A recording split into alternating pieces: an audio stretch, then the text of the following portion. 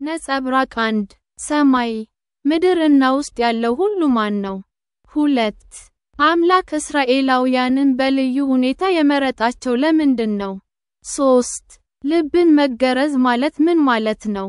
4 የባዕድ አገር ሰዎችን እንዴት ልንይዘው ይገባል? እንጸልይ። የሰማይና የምድር ፈጣሪ የሆነው ጌታ አምላክ ሁሉም ያንተ ነው። በታላቅ ፍቅርህና ምሕረትህ ስለመረጥከን እናመሰግናለን።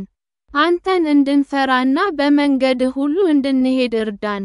ልባችንን እንድንገረዝ አስተምረን፣ እልከኛ እንዳንሆን አስተምረን። አንተ ኃያላን ነህ፣ ነገር ግን ለደካሞችና መጻተኞች ትጨነቃለህ። ለሰው ሁሉ ፍትህን፣ ደግነትንና ፍቅርን የሚያሳዩ ልቦናዎችን ስጠን።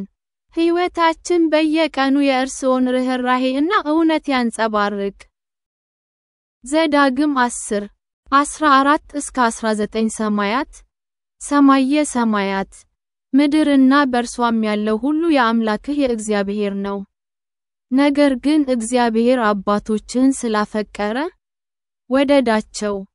ዛሬም እንደሆነው የእነርሱ ዘር የሆናችሁትን እናንተን ከአሕዛብ ሁሉ ለይቶ መረጣችሁ።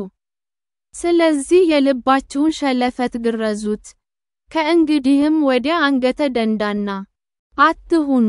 አምላካችሁ እግዚአብሔር የአማልክት አምላክ፣ የጌቶች ጌታ፣ ታላቅ አምላክ፣ ኃያልና የሚያስፈራ፣ አድልዎ የማያደርግ መማለጃም የማይቀበል ነውና። እርሱ አባት ለሌላቸውና ለመበለቶች ይፈርዳል፣ መጻተኛውንም ምግብና ልብስ በመስጠት ይወድዳል። ስለዚህ እናንተም በግብጽ ምድር መጻተኞች ነበራችሁና መጻተኛን ውደዱ።